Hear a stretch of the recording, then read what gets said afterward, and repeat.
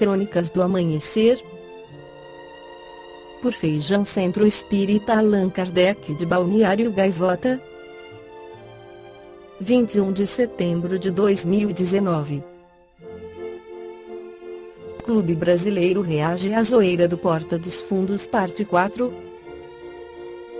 Nada melhor que encarar uma zoação com bom humor, certo? Foi dessa forma que a Desportiva Ferroviária reagiu a uma brincadeira do canal Porta dos Fundos na segunda-feira, dia 29/07.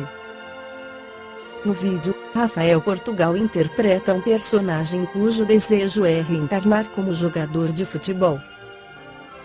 Porém, ao descobrir que será atleta do Desportiva do Espírito Santo, ele tenta convencer Jeová a ir para clubes de grande expressão na Europa, tais como Manchester, Chelsea, PSG ou Porto. Acaba sobrando piadas até com Vasco e Sport.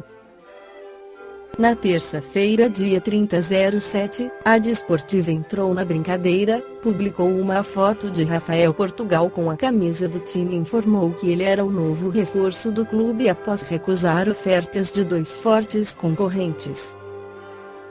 Nas duas crônicas anteriores apresentamos o pensamento do Espíritos e de Allan Kardec sobre a reencarnação. Gabriel Delany, continuador da obra de Allan Kardec, no seu livro Reencarnação, faz um apanhado histórico sobre o tema. Segundo Gabriel Delany, a crença na pluralidade das existências foi admitida pelos espíritos mais eminentes da antiguidade, sob formas, a princípio, um tanto obscuro, mas que, com o tempo, se precisaram de maneira compreensível. Tendo o cristianismo repelido tal teoria, os homens de hoje se familiarizaram pouco com essa ideia eminentemente racional. Veremos que há argumentos irresistíveis em seu favor, se quisermos conciliar a desigualdade intelectuais e morais que existem entre os homens, com uma justiça imanente. A doutrina das vidas sucessivas ou reencarnação é também chamada palingenesia, de duas palavras gregas palin, de novo, gênesis, nascimento. O que há de muito notável é que, desde os alvores da civilização, ela foi formulada na Índia, com uma precisão que o estado intelectual dessa época longínqua não fazia pressagiar. Com efeito, desde a mais alta antiguidade, os povos da Ásia e da Grécia acreditavam na imortalidade da alma, e mais ainda, muitos procuravam saber se essa alma fora criada no momento do nascimento ou se existia antes. Lembrarei, ligeiramente, as opiniões dos autores que estudaram a questão. A Índia é muito provavelmente o berço intelectual da humanidade e é interessante que se encontrem nos Vedas e no Bhagavad Gita passagens como a que se segue: a alma não nasce nem morre nunca, ela não nasceu outrora nem deve renascer, sem nascimento, sem fim, eterna, antiga, não morre quando se mata o corpo. Como poderia aquele que a sabe impecável, eterna, sem nascimento e sem fim, matar ou fazer matar alguém? Assim como se deixam as vestes gastas para usar vestes novas, também a alma deixa o corpo usado para revestir novos corpos.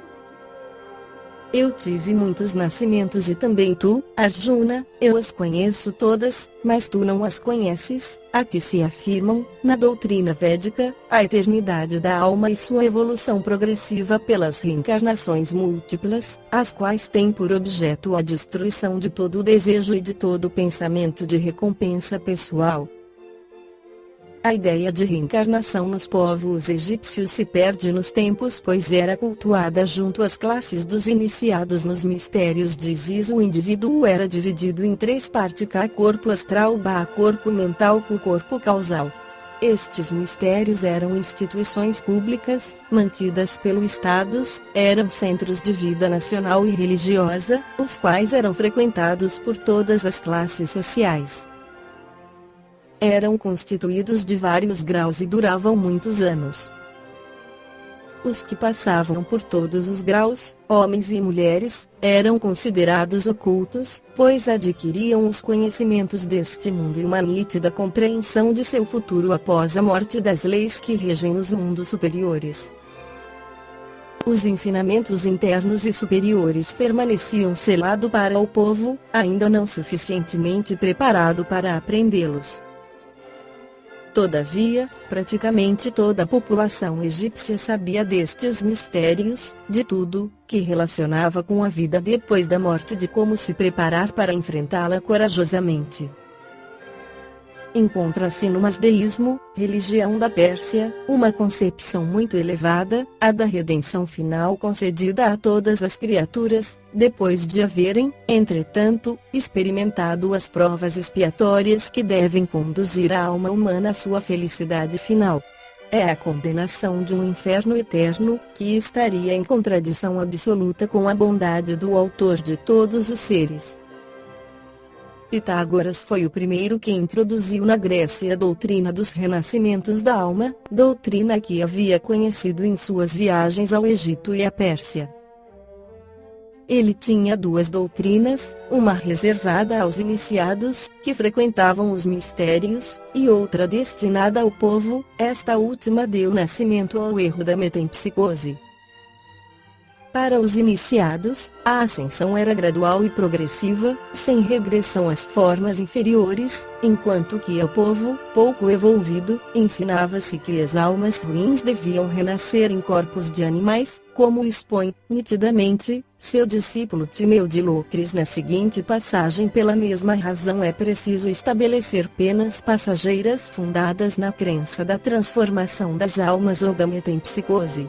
De sorte que as almas dos homens tímidas passam depois da morte para corpos de mulheres, expostas ao desprezo e às injúrias. As almas dos assassinos para os corpos de animais ferozes, a fim de aí receberem punições, as dos impudicos para os porcos e javalis, as dos inconstantes e levianos para os pássaros que voam nos ares, a dos preguiçosos, dos vagabundos, dos ignorantes e dos loucos para a forma de animais aquáticos.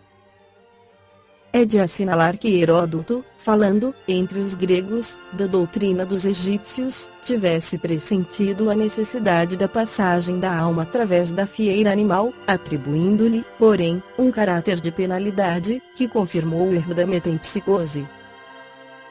O pai da história acreditava, entretanto, que as almas puras podiam evolver em outros astros do céu. A crença nos renascimentos da alma encontra-se indicada de maneira velada na Bíblia, porém muito mais explicitamente nos Evangelhos, como é fácil verificar das passagens que se seguem. Com efeito, os judeus acreditavam que a volta de Elias à terra devia preceder a do Messias. É esta a razão por que, nos Evangelhos, quando os seus discípulos perguntaram a Jesus se Elias voltara, ele lhes respondeu afirmativamente: Elias já veio e não o reconheceram, antes lhe fizeram tudo quanto quiseram. E os discípulos compreenderam, diz o evangelista, que era de João que ele falava. Outra vez, tendo encontrado em seu caminho um cego de nascença, que mendigava, seus discípulos lhe perguntaram se foram os pecados que ele cometera ou os de seus pais a causa da cegueira. Acreditavam, por consequência, que ele podia ter pecado antes de haver nascido. Jesus não estranha semelhante pergunta, e sem os desenganar, como parece que o faria se estivessem em erro, contentou-se em responder-lhes no Evangelho de S. João, um senador judeu, o fariseu Nicodemos, pede a Jesus explicações sobre o dogma da vida futura. Jesus responde: em verdade vos digo, ninguém verá o reino de Deus, sem nascer de novo. Esta foi a crônica do amanhecer de 21 de setembro de 2019. Por Feijão Centro Espírita Allan Kardec de Balneário Gaivota. Que a paz esteja com todos.